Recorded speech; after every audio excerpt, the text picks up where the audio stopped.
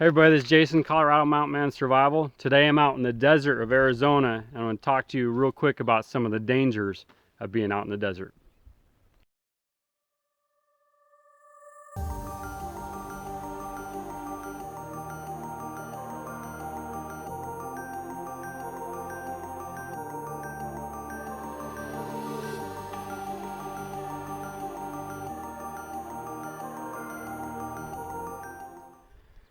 So being out here just the past few days, I figured out that everything out here wants to sting, stab, poke, just get into you and draw a little bit of blood.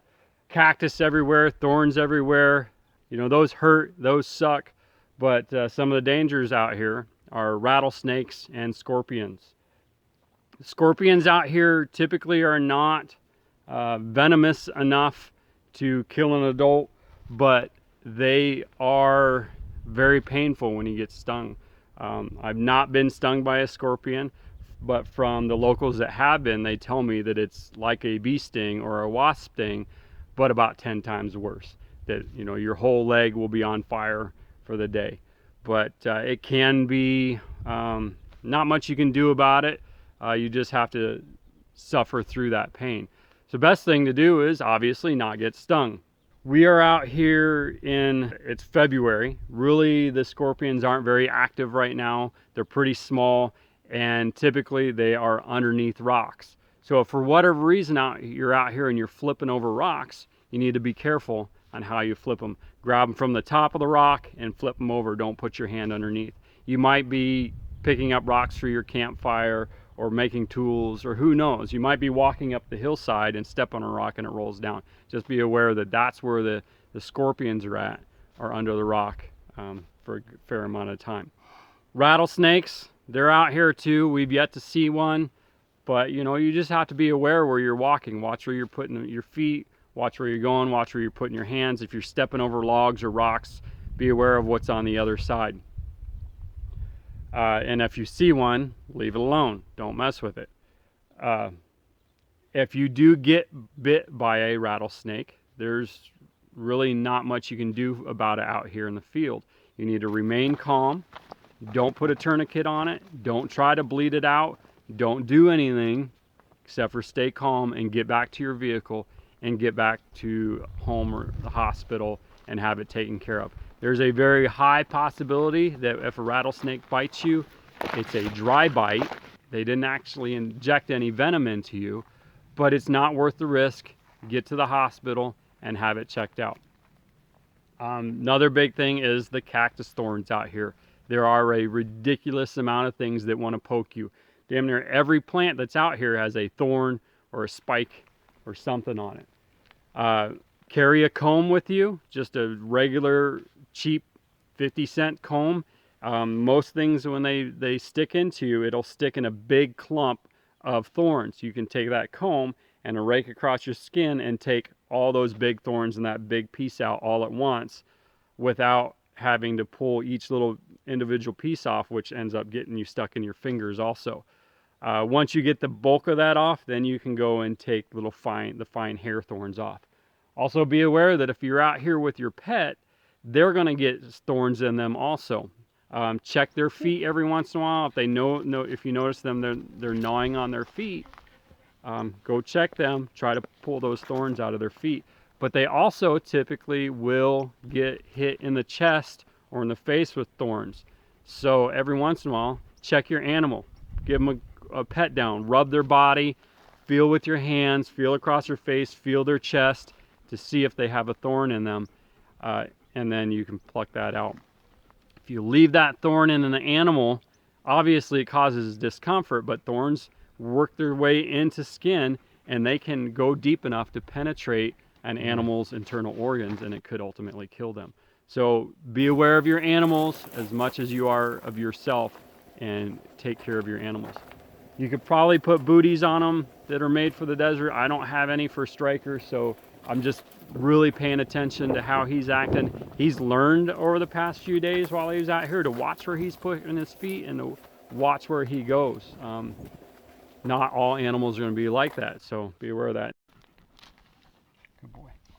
Okay, also be aware that while you need to stay hydrated, so do your animals. If you are carrying water out here for yourself, you should also carry some water out here for your dog.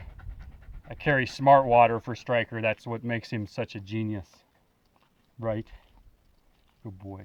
Okay, so if you carry a water bottle and you don't have a bowl, that's easily solved. You can't find a place to dump it. Come here. Sit. Hey, come here. You want some water? Just pour some in your hand and let them drink it out of your hand.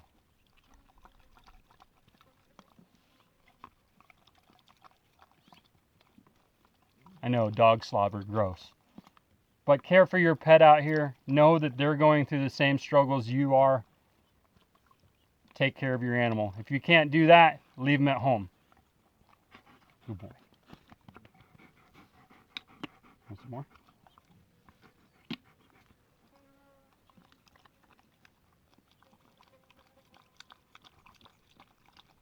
Next thing, obviously, other than thorns, cactus, everything that wants to poke and stab you, is the sun. So stay hydrated, carry a lot of water.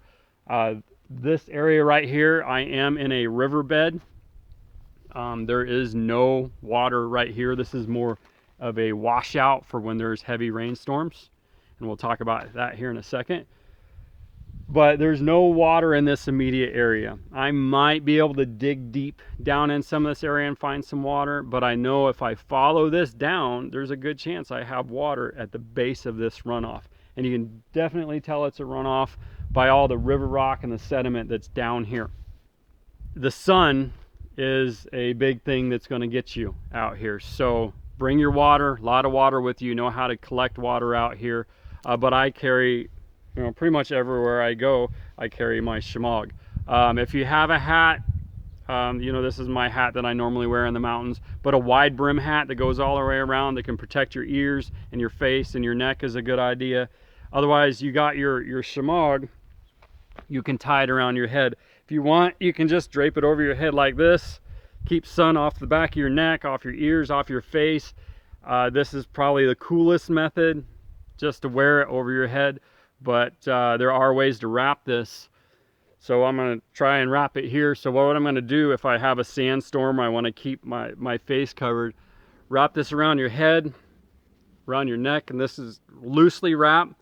And then I'm going to pull this back and then come across my face like this.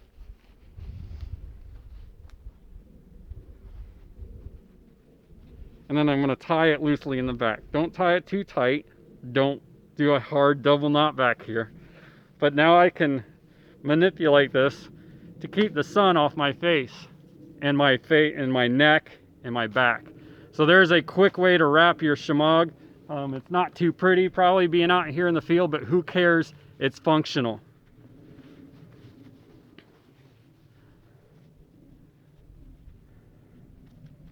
This is why you don't want to tie it too tight, because it'd be tough to take off. All right, so that's one way to protect yourself. Also out here, the back of my neck gets burnt pretty easily.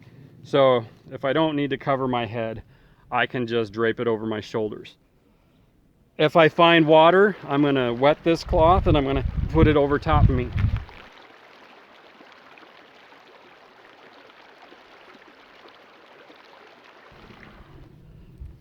So now I'm covering my neck to keep the sun off my back. In the mountains, cotton kills. In the desert, cotton could save you. What happens is cotton absorbs moisture and doesn't release it quickly. Out in the mountains, I prefer to wear water wicking material, which means it dries off quickly. Here in the desert, you want stuff that will potentially retain moisture. That'll slowly evaporate and cool you down, or it'll stay on you and keep you somewhat cool.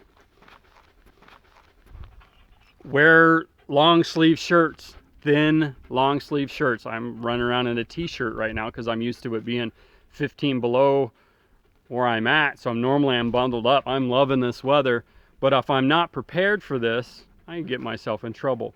I'm not too far from my camp. I know the location. I know how to navigate out of here. Just follow this washout down. I'm back to camp. No big deal. But if you're out here exploring and you're not familiar with the area and you find yourself getting turned around easily, you should be carrying your gear with you. I do have my backpack right over there with my water bottle, my water purifier, my knives, my compass. But it, I can see it from right here. I didn't walk a long ways away from it. But since we're talking about this ravine and this washout, be aware that the desert is very susceptible to flash floods. Much like Colorado, but the soil here does not absorb water as quickly. So while it could be nice right here, if I could see a storm in the distance, there's a good chance, it's raining like crazy over here and it's not raining right here, and that water could be rushing down through here. And while it's sunny here, it could be dangerous upstream and sending the danger my way. So while you're out here, listen, use your ears, use all your senses. If I hear what sounds like running water or rushing water, or what sounds like a freight train coming down the valley at me, there's a good chance that a flash flood is rushing towards me. I need to get up this hill as fast as I can. So that's it for now. That's some of the dangers you have to deal with out here in the Arizona desert. Right now, like I said, it is February, so the heat isn't too bad. It's probably about 60 or 70 degrees right now. Very comfortable. But come June, July, and August, midday, it's 110, 120 degrees out here. Just like the mountains, if you're going to come out here prepared. One last thing, do as I say, not as I do. If you're going to come out here hiking around, make sure you're wearing the proper foot gear.